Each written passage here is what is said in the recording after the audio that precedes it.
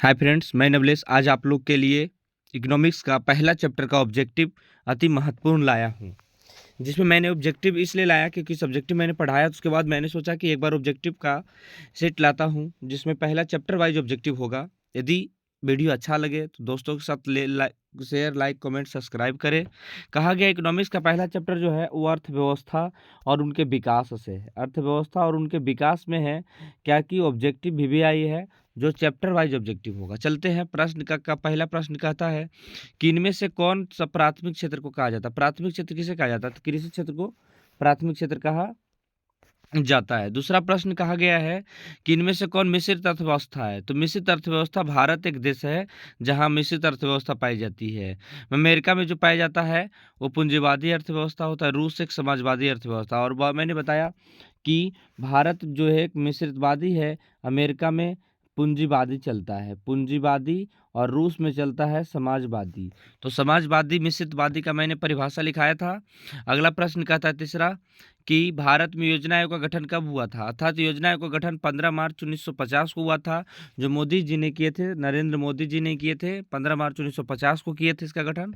और नीति और 2014 में नीतीश जी नहीं किए थे योजना आयोग का गठन, सॉरी, इसका योजना का गठन मनमोहन सिंह ने किए थे। साथ कहा जा सकता है भारत में योजना आयोग का गठन बहुत पहले से 1950 के दशक में आ रहे थे, लेकिन मोदी जी जब से आए 2014 में, इनके बाद इस योजना को हटाकर नीति आयोग लाया गया।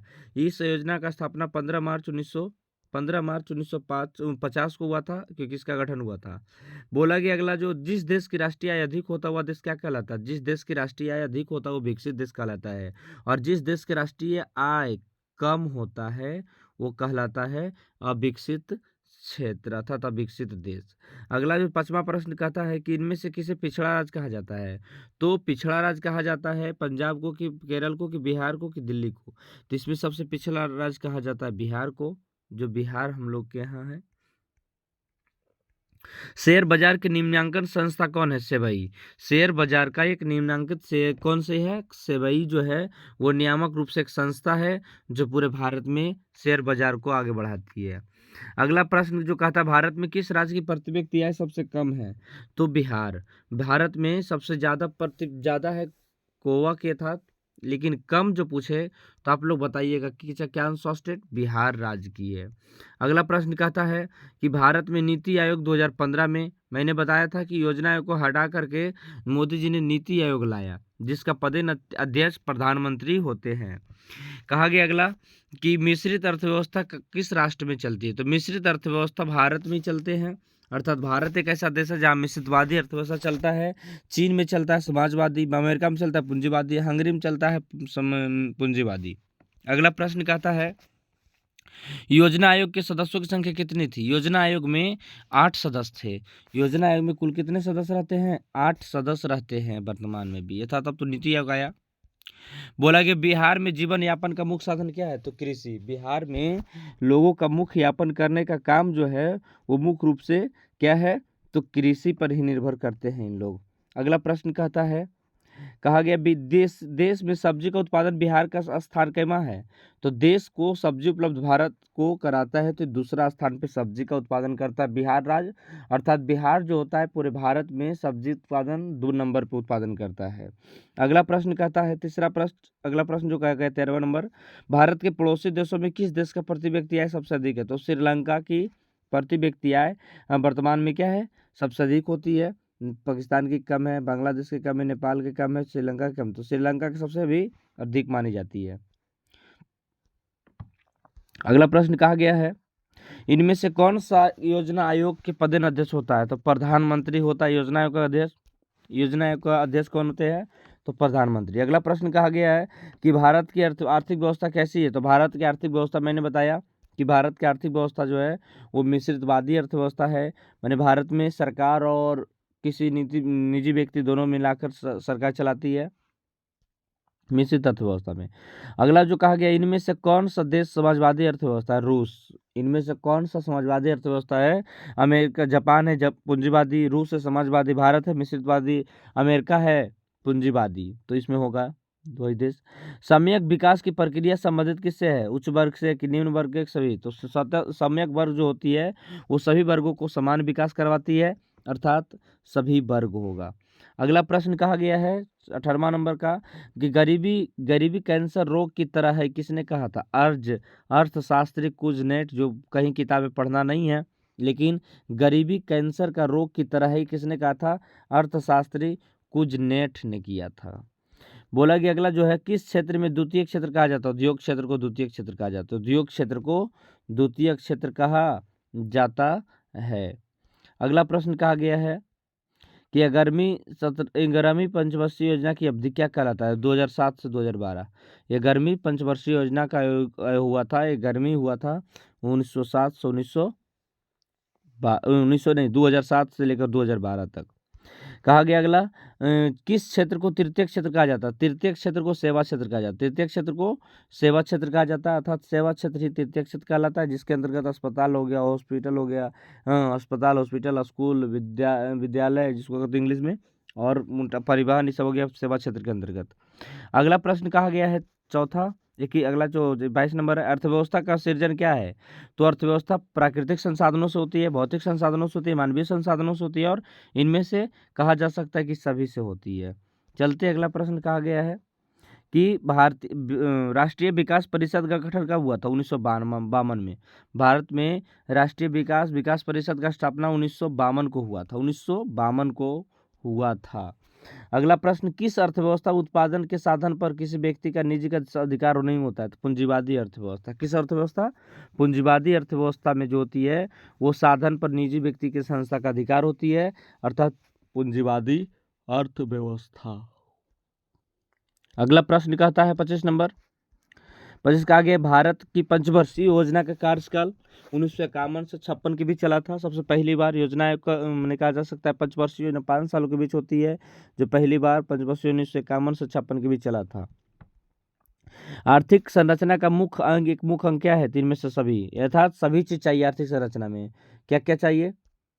ये लोग सभी चाहिए। पहला शिक्षा, दूसरा स्वास्थ्य सेवाएं, यातायात, संचार, अर्थात सारी चीज सुविधा होना चाहिए, तब जाकर आर्थिक संरचना मौजूद होगा। चलते 27वें नंबर, आर्थिक क्रियाओं का उद्देश्य क्या होता है? जीविकोपार्जन। आर्थिक क्रियाएं जो होती है उनसे सिर्फ आप लोग क्या पालन कर सकते हैं? तो जीविकोपार्जन कर सकते हैं, अर्थात जीवन अपन यापन कर सकते हैं। अगला प्रश्न कहता है 28 नंबर, कहता है कि पशुपालन और मत्स्य पालन किस क्षेत्र के अंतर्गत आता है? पशुपालन और मत्स्य पालन जो होती है वो ये सब आ जाता है किसके अंतर्गत? तो सेवा क्षेत्र नहीं, प्राथमिक क्षेत्र के अंतर्गत आ जाता है। अगला प्रश्न कहा गया है कि निम्नांकित में से कौन सामाजिक संरचना का एक अंग है? तो उपयुक्त तो सभी। कैसे सर? ये कह सकते हो कि शिक्षा भी चाहिए, स्वास्थ्य भी रहना जरूरी, आवास भी चाहिए, अर्थात घर भी चाहिए, अर्थात इनमें से सभी प्रयुक्त किया जाएगा निमंत्रित सामाजिक संरचना के अंतर्गत। अगला प्रश्न कहा गया है, सामान्यतः किसी देश के विकास का स्तर किस आधार पर निर्धारित किया जा सकता है? प्रति व्यक्ति आय, कि साक्षरता दर, कि स्वास्थ्य स्थिति, कि इनमें से सभी? तो साक्षरता दर ये सब सभी पर निर्भर करती है इसकी बात है, अर्थात कहा जा सकता है कि इनमें से सभी। अगला प्रश्न कहा गया है, लेकिन अगर वीडियो अच्छा लग रहा होगा तो अपने दोस्तों के साथ शेयर करें, लाइक, कमेंट, सब्सक्राइब करें। कहा गया, अगला प्रश्न कहा गया है कि अर्ध विकसित देशों की कार्यशील जनसंख्या का अधिकांश भाग संलग्न रहता है प्राथमिक क्षेत्र में, कि द्वितीय क्षेत्र में, कि तृतीय क्षेत्र में? तो मैंने बताया कि प्राथमिक क्षेत्र में इसका भाग क्या होता है? संलग्न में शामिल होता है। अगला प्रश्न कहा गया है कि निम्नलिखित में से कौन मिश्रित अर्थव्यवस्था की विशेषता बताता है? तो मिश्रित अर्थव्यवस्था में मैंने बताया था कि सार्वजनिक मैंने सभी लोगों को और या किसी निजी व्यक्ति का दोनों का अधिकार होता है, वही कहलाता है मिश्रितवादी अर्थव्यवस्था, अर्थात मिश्रित अर्थव्यवस्था के अंतर्गत होगा, सार्वजनिक और निजी दोनों होगा। अगला 33 नंबर प्रश्न कहता है, 33 कहता है, स्वतंत्रता प्राप्ति के बाद भारत का मुख्य आर्थिक उद्देश्य क्या था? स्वतंत्रता जब भारत प्राप्त हुआ था उस टाइम आर्थिक उद्देश्य क्या था?